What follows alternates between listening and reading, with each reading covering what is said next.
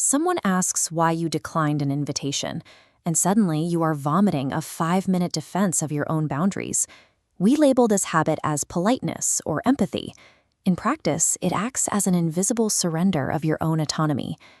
Compulsive explanation is a poorly healed psychological wound. Every time you scramble to make your feelings understandable to someone else, you are unconsciously begging them for permission to exist. You are not being empathetic. By shaping your words to avoid displeasing an audience, you commit a continuous, invisible act of self-betrayal. Every social interaction operates within a hidden economy of power, and in this space, your exposed insecurities become a highly valuable currency. A person with internal authority trusts their subjective experience. When you over-explain, you broadcast to the room that you do not trust yourself, that your reality only holds weight if the group approves it. Carl Jung identified this specific behavioral loop as a severe disconnection from the self. He recognized that the repeated attempt to convince others of who you are is a symptom of deep self-neglect. By desperately seeking validation, you invite others to judge whether your emotions are reasonable. You knowingly hand the remote control of your internal reality directly over to the audience. This reflex is programmed early in familial environments, marked by systematic emotional invalidation, where a child's subjective experience is routinely mocked, ignored, or called dramatic. The child absorbs a brutal, silent lesson.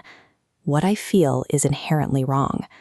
The only way to navigate the world safely is to entirely disregard my own instincts and trust the external gaze. To survive this, they build a defense mechanism.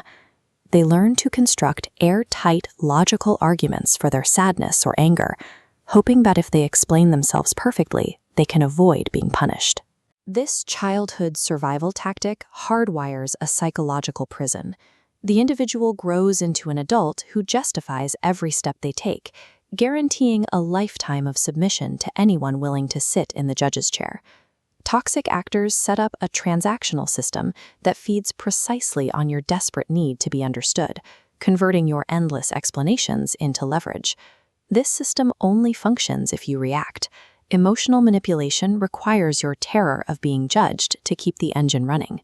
To appease the people around you, you begin making daily micro-concessions.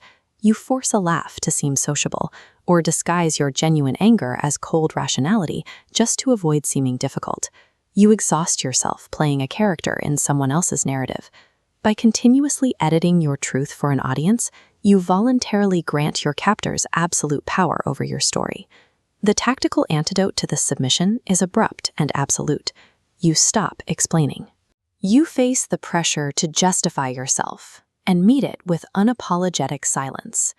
This silence carries weight. It acts as a heavy, dominating presence of internal authority. Jung called this the path to individuation. It is the moment you can hold a strict no without guilt, refusing to negotiate your truth to make someone else comfortable. Deploying this silence acts as a structural firewall. It instantly short-circuits any manipulator's attempt at psychological control by stripping away the reactivity they rely on. The immediate environmental fallout is chaotic. Manipulators panic and lose control because the implicit pact of inferiority that sustained your unbalanced relationships collapses. You will face intense internal resistance. The anxiety will flare, and a conditioned part of your brain will beg you to offer just one more explanation to relieve the tension. But if you endure that discomfort, you reach a state of true psychological integrity. You begin to use communication strictly to express your existence, never again to convince someone of it. True power is recognizing that your emotions and boundaries never required a compelling argument. When you finally stop asking for permission to exist, you become untouchable.